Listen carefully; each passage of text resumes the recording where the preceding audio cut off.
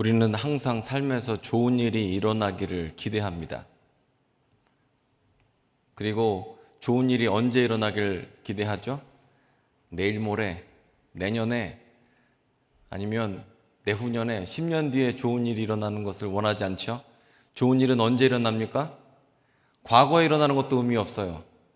좋은 일은 지금 당장 일어나야 합니다. 그런데 이 삶을 살다 보면요, 좋은 일이 지금 일어나지 않을 때가 있어요. 분명히 좋은 일이 일어나야 하는데, 분명히 내 안에 그런 능력이 있는데, 분명히 내가 낸 아이디어는 상당히 좋은데, 분명히 이 프로젝트는 될 수밖에 없는데, 이 일은 될 수밖에 없는데, 그 좋은 일이 지금 당장 안 일어나는 거예요. 그럴 때 우리는 번민하게 되거든요. 왜냐하면 이 현실이라는 것과 내 마음에 있는 것이 충돌을 하기 때문에 그때 마음이 어려워지게 됩니다.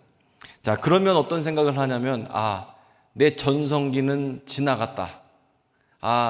내 왕년은 지나갔다. 이런 생각을 하게 되죠. 그리고 지치게 되고, 여기서 대두되는 게 뭐냐면, 이 신뢰 문제가 드러나게 됩니다. 하나님이 분명히 내 삶을 인도하신다고 했는데, 하나님이 분명히 나를 사랑하신다고 하는데, 내 삶에 왜 이런 일이 일어났을까? 이런 신뢰 문제가 생기게 되죠. 자, 사실 이 여러 가지 문제는 시간적인 차이의 문제, 재능의 문제, 그리고 이런 여러 소명의 문제, 이런 하나님의 때와 우리 때의 문제, 이 여러 가지 문제가 중첩될 때가 있어요. 자, 여러분이 만약에 좋은 일이 일어날 것을 확실하게 알고 있는데 지금 그 상황을 마주하지 못한다면 오늘 본문 가운데에서 하나님의 음성이 여러분에게 들려지기를 원합니다. 자, 오늘 본문 말씀을 먼저 보게 되면요, 먼저 사울은 하나님께 버려지게 돼요. 즉 무슨 얘기냐면 사울은 여러 번의 잘못을 하게 됩니다.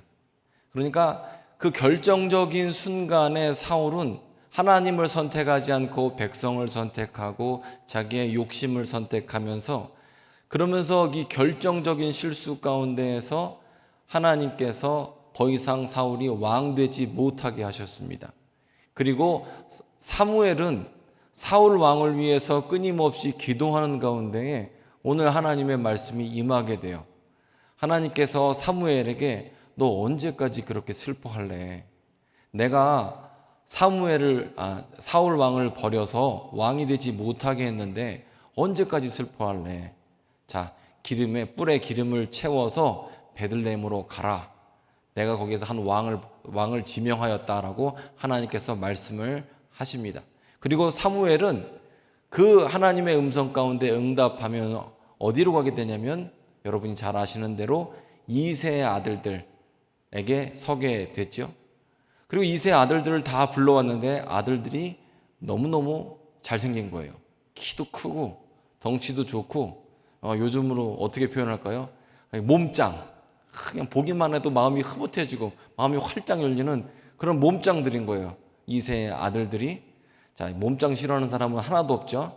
자, 그래서 이게 아들들이 다 지나가는데 하나님께서 말씀하시기를 이 중에 왕이 없다고 말씀하세요. 그리고 사무엘은 이새에게 물어봅니다. 이게 아들이 다 전부냐? 아들이 한 명이 더 있다.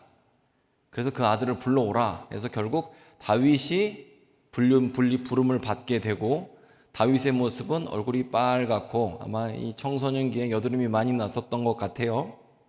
얼굴이 빨갛고 이런 어린 소년이었습니다. 그때 하나님께서 이 사람이라고 말씀하셔서 다윗에게 기름을 붓게 되었습니다.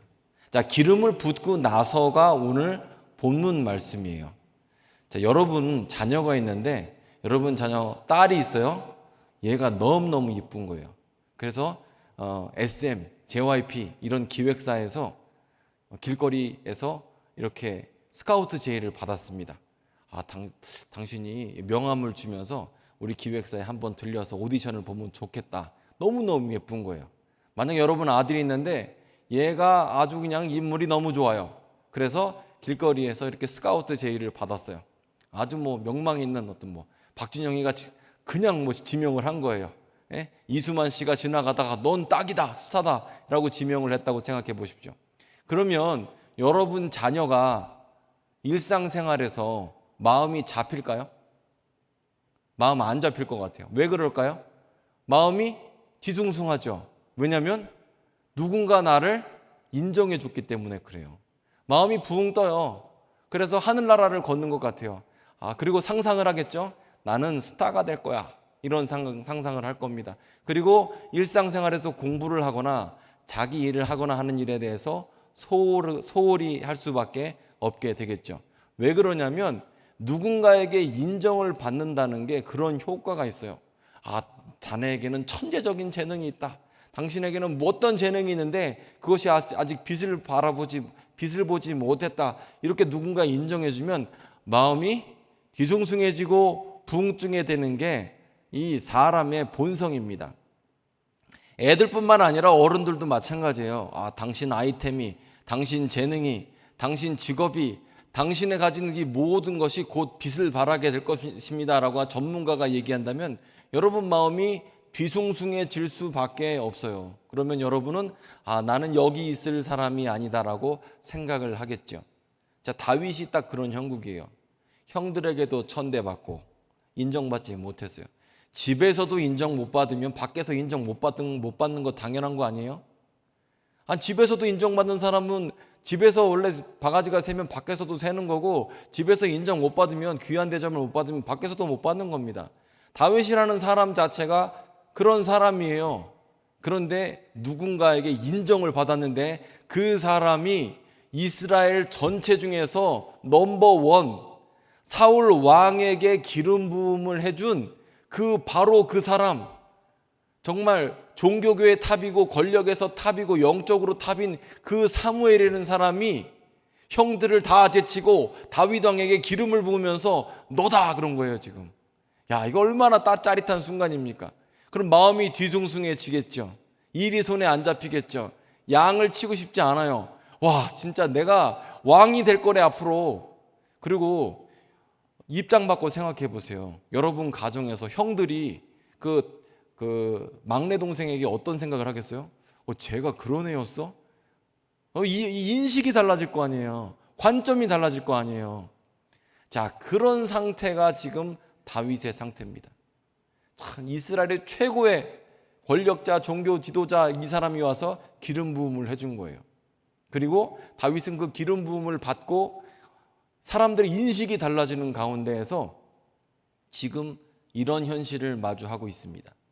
그런데 문제는 뭐냐면 다윗은 지금 마음이 이렇게 부풀었는데 그런데 다윗이 왕이 되려면 앞으로 거의 한 13년, 14년을 기다려야 한다는 거죠. 그러니까 지금 무슨 얘기냐면 기름 부음을 받고 꿈과 소망이 주어진 타이밍과 실제 그게 드림 컴 트루 현실이 되는 데는 너무나 많은 갭이 있었던 거예요.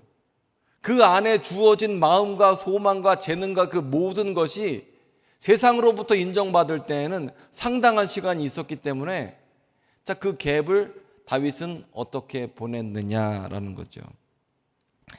자, 먼저 이 다윗을 보게 되면 우리가 알 수 있는 게 보면 여기 보십시오. 하나님께서 부리시는 영이 사울을 괴롭히기 시작해요.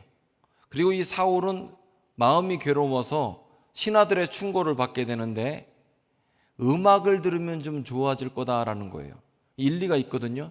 여러분 마음이 복잡할 때 음악 같은 거를 듣거나 찬양을 들으면 마음이 풀어질 때가 있잖아요. 여러분 마음이 공감이 되면서 맞아 이러면서 위로받을 때가 있어요. 사울이 딱 그 심정이에요. 그래서 위로를 받기 위해서 음악하는 사람을 찾았습니다. 그런데 그 가운데 누가 발탁이 되냐면 다윗이 발탁이 돼요. 그리고 다윗은 사울 왕에게 어떤 평가를 듣게 되냐면 사울 왕이 직접 평가하는 게 아니라 사울 왕의 신하의 평가죠. 수금을 탈 줄 알고 용기와 구변이 있고 준수한 사람이라는 평가를 받게 돼요. 그리고 음악을 들어보니까 좋은 거예요.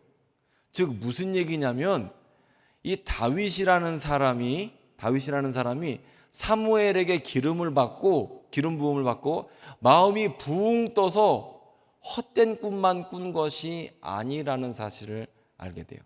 다윗 그것을 어떻게 알 수가 있냐면요, 마음이 붕 뜨면요 사람들은 자꾸 교만해져서 헛소리를 할 가능성이 매우 높아요. 그런데 다윗은 어떻게 됐냐면, 다시 우리가 이제 다음 장 17장을 읽게 되면 다윗은 기름 부음을 받고 어디로 가냐면 왕궁으로 가지 않습니다. 자기가 치던 양으로 돌아갑니다. 다시 목자가 돼요. 기름 부음 받고 마음이 부풀지 않았어요. 그리고 다윗이 교만했는지 마음이 부풀었는지를 어떻게 알 수 있냐면, 다윗의 이 평가를 보면 알 수 있는데, 음악을 한다고 그래요. 근데 이 음악이, 다윗이 연주하는 그 음악이 듣기가 좋은 거예요. 사람의 마음을 즐겁게 하는 거예요. 여러분, 그 음악이나 미술이나 이런 거는요 굉장히 영적입니다. 그래서 똑같은 음악도 누가 연주하냐에 따라서 그 음악이 완전히 다르게 들려요. 여러분이 만약에 찬양을 할 때에도요, 기쁠 때 찬양하는 것과 괴로울 때 찬양하는 것과 달라요. 똑같이 불러도 달라요.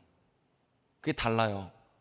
그래서 음악이라는 것은 여러분의 영혼이 담겨 있게 되어 있어요. 여러분 마음이 담겨 있게 되어 있어요. 그 좋은 음악가라는 것은 자기의 품성과 마음과 영혼을 잘 담아서 그 연주하면, 노래를 부르면 그게 좋은 음악이에요. 그래서 음악하는 사람이 힘든 겁니다. 그런데 다윗은 어떤 음악을 하는 사람이에요? 그 음악을 들으면 악령에 시달리던 사람도 악령이 떠날 정도로 영적인 음악을 하는 사람인 거예요. 그래서 다윗이 쓴 시편이 그 시편 안에 굉장히 많죠. 거의 반 이상 다윗이 썼지 않습니까? 그러니까 다윗이 음악을 하면 그렇게 즐겁고 기쁘고 하는 음악이 나온다는 게 무슨 뜻이에요? 다윗 안에는 특별한 어떤 것이 있었다는 것을 의미합니다. 다윗 안에는 즐거움이 있었고 하나님이 주신 평안이 있었고 기쁨이 있었고 감사가 있었던 거거든요. 괴로운 상태에서 음악을 하면 그 듣는 사람도 힘들어요. 그런데 그 노래하는 사람도 즐겁고 평안하고 그러면서 음악을 하잖아요. 듣는 사람들이 행복해지거든요. 다윗이 하는 음악이 그래요. 그리고 또 언어도 마찬가지입니다. 마음속이 지옥이 되고 허풍선이 있고 교만한 사람은요, 말을 해도 이쁜 말을 하지 못해요. 그런데 오늘 평가 보면 어때요? 구변이 있는 자다. 할 말 안 할 말을 구별할 줄 아는 사람이다라고 이야기를 하고 있습니다. 자, 그래서 이 다윗이 사울왕 앞에서 음악을 연주하는 자로서 인정을 받게 되고, 부모님께는 내가 얘를 데리고 있겠다라고 그 전령을 보내는 것까지 해서 오늘 본문이 끝이 나게 돼요. 자, 여기까지가 하나님 말씀이고요. 자, 우리가 예수를 믿고 알게 되는 게 뭐냐면, 우리 안에 무언가 주어진다는 것을 알게 돼요. 여러분 예수를 믿으면요, 여러분 안에 소망이 주어집니다. 꿈이 주어져요. 이거는 내적인 거예요. 여러분 마음속에 이런 마음이 주어져요. 꿈이 주어져요. 소망이 주어져요. 그리고 외적으로는 무엇이 주어지냐면 재능이라는 게 주어집니다. 그러니까 다윗처럼 음악하는 재능, 이런 용기가 있는 재능, 이런 말하는 재능, 이런 여러 가지 재능이 주어져요. 이 재능이 없는 사람은 하나도 없습니다. 그런데 여러분 소망이 이루어지지 않아도 여러분은 힘들고요. 여러분의 재능이나 여러분이 갖고 있는 어떤 사업적인 거, 직업적인 거, 이런 것이 빛을 발하지 못해도 여러분 상당히 괴롭습니다. 괴리감이 느껴진다는 거예요. 분명히 내가 예수를 믿고 그리고 하나님이 날 사랑하시는 걸 알고, 그래서 분명히 이게 잘 될 것 같은데 너무 현실이 힘든 거예요. 내가 선한 의도로 하는데 잘 안 되는 거예요. 이럴 때 우리는 괴로워지게 돼요. 그래서 재능이 빛을 발하지 못하고 또 사람들로부터 인정받지 못하면 결국 이 자존감의 문제로 옵니다. 자존감의 문제는 한마디로 쉽게 얘기하면 살맛이 안 나는 거예요. 이걸 인정받고 사람들로부터 이렇게 되면 이게 살맛이 나고 재밌어야 되는데, 인정받지도 못하고 그러면 이게 살맛이 별로 안 나거든요. 재미가 없어요, 사는 게. 일에 손에 잡히지가 않죠. 그래서 여러분이 지금 내가 처한 그 삶의 그런 자리가 사람들로부터도 인정을 받고 만족하고 재미가 있으면 이게 문제가 없지만, 반대가 되고 내가 옛날에는 괜찮았는데 왜 지금은 안 될까?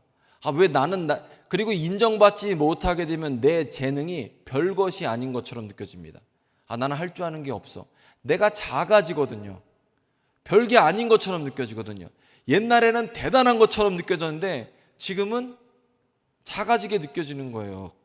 왕년이 지나갔다고 느껴지는 거죠. 그리고 나의 재능에 대한 문제가 결국 실존에 대한 문제와 자존감에 대한 문제로 이어지게 돼요. 옛날에는 이 일을 할 수 있었다고 믿었는데 지금은 그런 것에 대한 확신이 없어요. 자, 이런 가운데에서요, 가장 문제가 뭐냐면 이 자존감이 떨어지게 되면 사람은 참을성이 없어집니다. 인내하고 싶지가 않아요. 막 못 참겠어. 그냥 다 천불이 나고 화가 나게 돼요. 자, 먼저 근데 우리가 이런 상황일수록 우리가 나무를 보지 말고 숲을 봐야 하는데요, 객관적으로 평가할 필요가 있고 나 자신을 객관적으로 볼 필요가 있어요. 자, 먼저 우리가 갖고 있는 게 뭐냐면, 우리는 예수를 믿게 되면요, 뭘 알게 되냐면 하나님은 사랑이시다라는 것을 알게 되고, 하나님께서 어마어마한 비용으로서 우리를 구원하셨다는 사실을 알게 되고, 그리고 내 삶이 목적이 없는 것이 아니라 특별한 목적이 있다는 사실을 알게 돼요. 그리고 하나님은 내 삶을 계획하셨다는 것도 알아요. 그걸 우리가 깨닫게 돼요. 그리고 거기에 대해서 우리는 하나님을 신뢰하게 됩니다. 내 삶에 안 좋은 일도 있고 나쁜 일도 있었는데 하나님은 그 모든 것을 통해서 선을 이루셔. 그런데 지금 당장 안 좋은 퍼즐이 내 삶에 주어지게 되면, 괴리감이 생기면, 인정받지 못하게 되면, 일이 잘 안 풀리면 어떤 일이 벌어지게 되냐면 신뢰가 사라져요. 인내심이 없어지고 하나님에 대한 신뢰가 사라집니다. 내가 분명히 하나님을 경험했기 때문에 하나님이 살아계신 것에 대해서는 의심하진 않아요. 그런데 하나님은 살아계시지만 내 삶에는 별로 관심이 없어, 이렇게 생각을 하시거나, 하나님은 살아계시지만 내 삶에 관심도 있지만 별로 내 삶에 간섭하고 싶지 않아, 그렇기 때문에 하나님은 선한 분이 아니야, 이렇게 얘기하실 수도 있고요.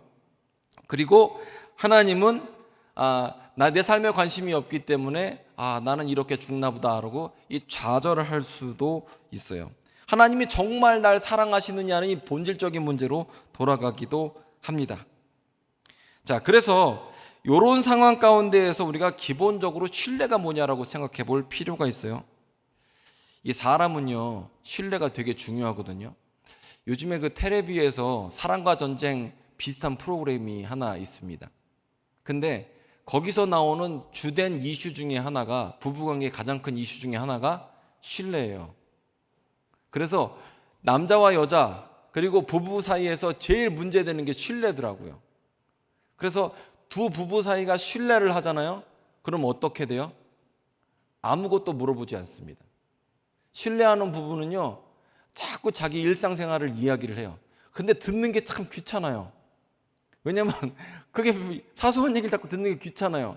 근데 신뢰하지 않는 부분은 어떠냐면 사소한 것까지 다 얘기를 해라, 이렇게 추궁을 합니다.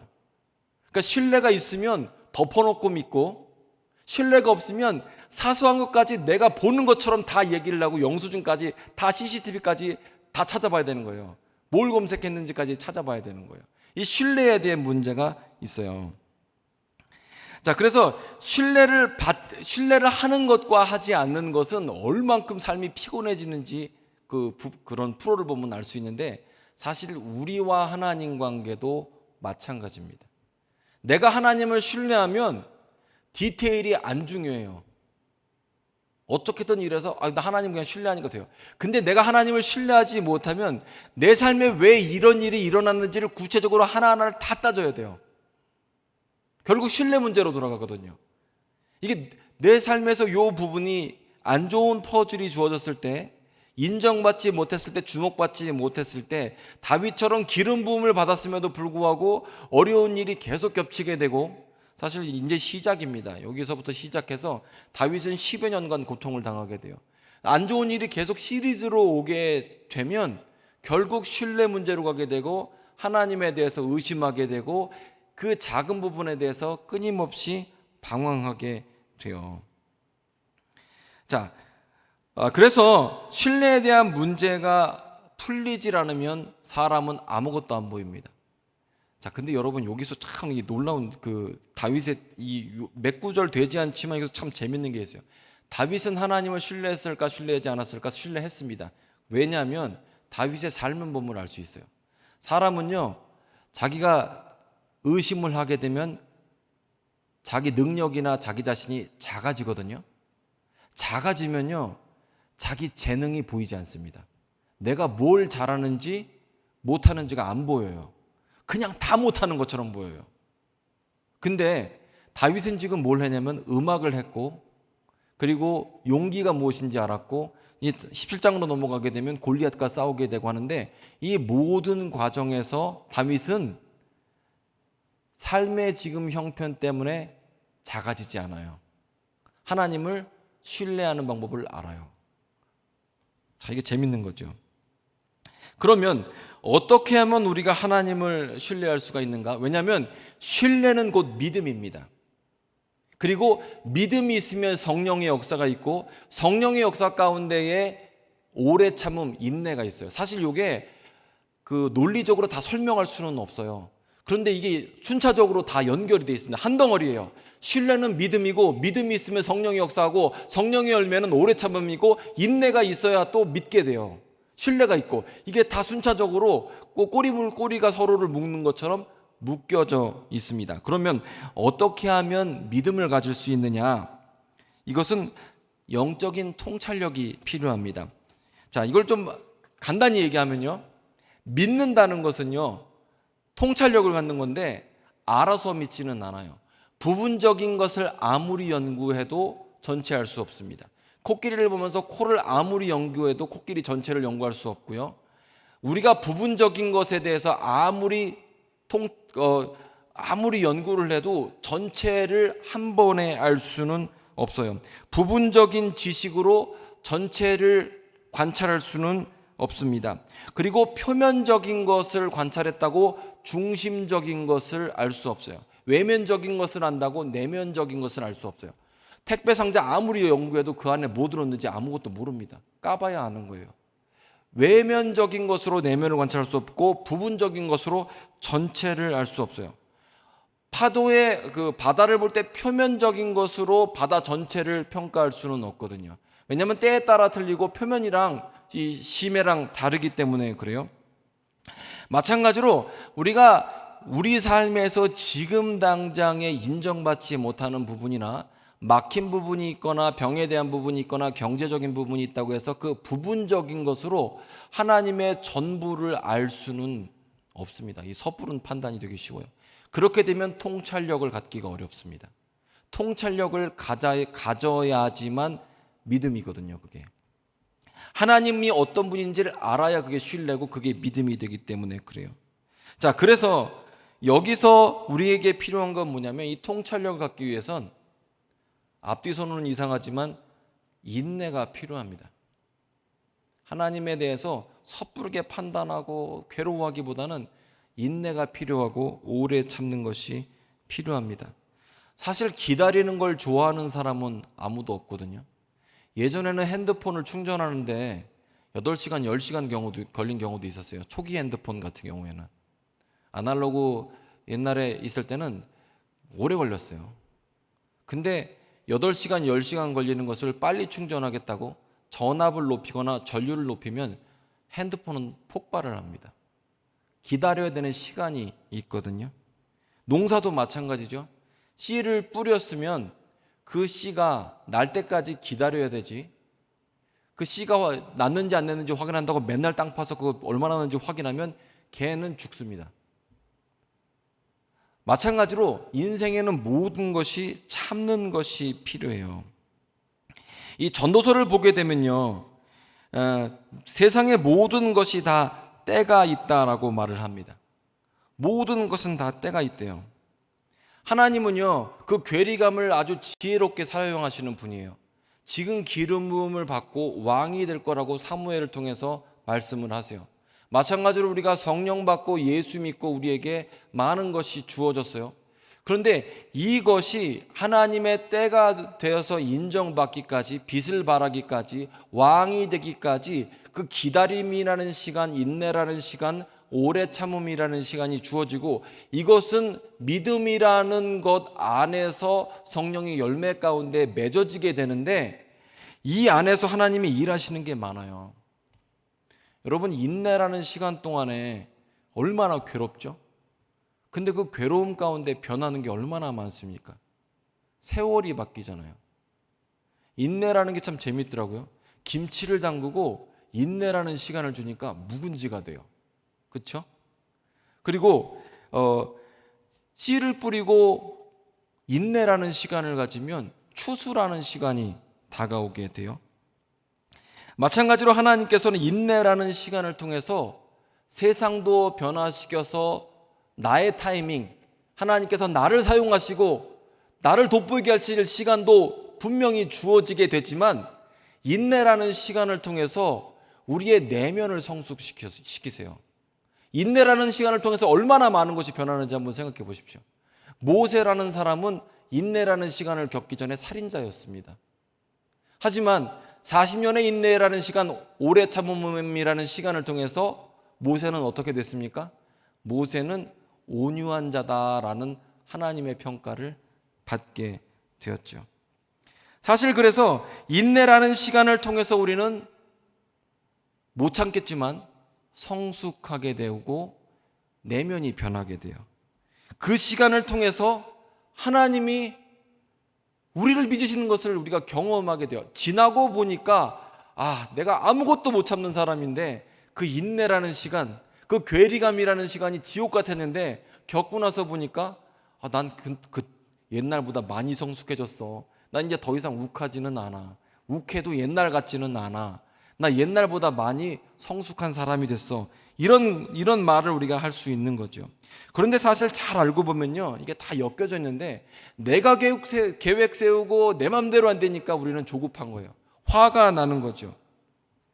사실 여러분, 우리의 길을 우리가 스스로 어떻게 알 수 있겠습니까? 우리의 길은 하나님만 아세요. 그런데 우리의 길을 내가 계획한 다음에 내 맘대로 안 돼서 화내는 게 우리의 모습이죠. 하지만 여러분, 우리가 믿음을 갖고 통찰력을 갖고 하나님을 신뢰한다면 이런 문제가 해결되게 돼요. 잠언을 잠깐 볼까요? 잠언 16장부터 우리 좀 함께 읽도록 하겠습니다. 자, 함께 읽어보겠습니다. 시작. 마음의 경영은 사람에게 있어도 말의 응답은 여호와께로부터 나온다. 이게 참 어마어마한 말씀입니다. 1절 다시 한번 해주세요. 우리가 계획은 세워요. 하지만 그것이 응답되는 건 하나님께로부터죠. 다음 장 해주세요. 자, 9절입니다. 사람이, 함께 읽겠습니다. 시작. 사람이 마음으로 자기의 길을 계획할지라도 그의 걸음을 인도하시는 이는 여호와시니라. 아멘. 그렇죠? 우리가 마음으로 계획을 세우고 하는 모든 것들, 하지만 우리의 걸음을 거기까지 인도하시는 분은요, 하나님이십니다. 잠언 3장 5절 6절 한번 볼까요? 그래서 우리가 할 일은 무엇이냐면, 우리는 마음을 다하여, 함께 읽겠습니다. 시작. 너는 마음을 다하여 여호와를 신뢰하고 내 명철을 의지하지 말라. 너는 범사의 그를 인정하라. 그리하면 내 길을 인도하시리라. 자, 됐습니다. 그래서 여러분, 이게 내가 계획을 세운 다음에 내 맘대로 안 되고 조급하고 내가 나의 재능이 인정받지 못했고 내 계획이 인정받지 못했고 내 세상이 안 왔고 나는 왕년이 지나갔고 하는 이 모든 것들은요, 인내라는 시간, 성령의 역사라는 시간 가운데에서 우리는 뭘 배워요? 하나님에 대한 통찰력을 배우고 하나님을 신뢰하는 방법을 배우고, 그 안에 하나님을 신뢰하는 방법을 배운다는 것 자체가 내가 성숙해진 것을 의미하게 되죠. 사실 사람은요, 한 번에 변하지는 않습니다. 한 번에 안 변해요. 한 번에 변하면 죽기 전에는 한 번에 변하죠. 근데 죽을 사람 빼고 나서는 안 변합니다. 한 번에. 근데 한 번에 안 변하지만 하나님은요, 우리 안에 재능을 주시고 믿음을 주시고 통찰력을 주시고 나를 변하게 하시는 과정 가운데에서 한 번이 아니라 시간을 두고 우리를 변화시키시고 결국 다윗이 하나님께서 말씀하신 것처럼 기름 부음 받고 왕 된 것처럼 하나님께서 우리에게 성령을 부으시고 기름 부으셔서 결국 하나님의 목적과 계획을 이루시는 것처럼 반드시 그걸 되게 하신다니까요. 그런데 그것이 오래 참음이라는 시간 가운데 주님은 역사를 하십니다. 자, 하나님은 지금도 우리 삶 가운데 목적과 의미를 두고 인도하고 계십니다. 그래서 여러분, 지금 당장 이 순간에 내 삶이 확 변하지 않아서, 이 어려움이 해결되지 않아서, 기도 응답이 당장 되지 않아서 너무 괴로워하지 않으셔도 됩니다. 왜냐하면 우리는 하나님의 때가 있는 것을 알기 때문에 그래요. 전도서 3장을 보면 때에 대해서 얘기를 합니다. 심을 때가 있고 거둘 때가 있고 안을 때가 있고 물리칠 때가 있고 일을 시작할 때가 있고 끝낼 때가 있다 얘기를 해요. 우리가 씨를 심었으면 추수할 때가 있는 것을 알죠. 믿죠. 하나님이 일을 계획하시고 시작하셨으면 반드시 이루신다는 것을 믿어야 하는 겁니다. 자, 그래서 여러분, 오늘 말씀 가운데에서 여러분이 하나님에 대한 통찰력과 믿음을 가지셨으면 좋겠습니다. 이 다윗이요, 사실 흔들리지 않았던 건 아니에요. 기름 부음을 받고 요렇다가도 나중에 되면 고난이 심해지니까 마음이 흔들려요. 그래서 블레셋 땅으로 도망가기도 하고 다윗도 곡절이 참 많습니다. 하지만 그럼에도 불구하고 주어진 시간 내에서 자기가 가진 재능을 사용하고, 재능을 사용하려면 위축되면 안 되거든요. 상황 가운데 작아지면요 아무것도 안 보여요. 난 아무것도 못하는 사람이에요. 하지만 다윗은 그렇지 않아요. 그리고 저는 다윗의 이 신앙의 모습이 저와 여러분의 모습이 됐으면 좋겠습니다. 요즘 코로나 때문에 되는 게 하나도 없어요. 어저께도 우리 교역자들이랑 같이 점심 식사하러 갔는데 식사하는 곳에 진짜 한 테이블도 없더라고요. 우리가 첫 테이블이었어요. 점심 12시에. 자기네들도 장사가 안 되는, 너무 힘들다는 얘기를 하더라고요. 쉽지가 않아요. 때로는 어두울 때도 있습니다. 하지만 어둡다고 우리가 좌절하지 않는 것은 태양이 뜬다는 사실을 믿기 때문이죠. 지금 당장 안 된다고 해도 대기만성도 있고요. 하나님은 시작한 일을 반드시 마무리 지시는 분이십니다. 다윗에게 기름 부으신 하나님께서 다윗을 왕으로 만드셨고, 여러분에게 성령으로 기름 부으신 하나님께서 반드시 그 약속을 이루실 것입니다. 기도하겠습니다.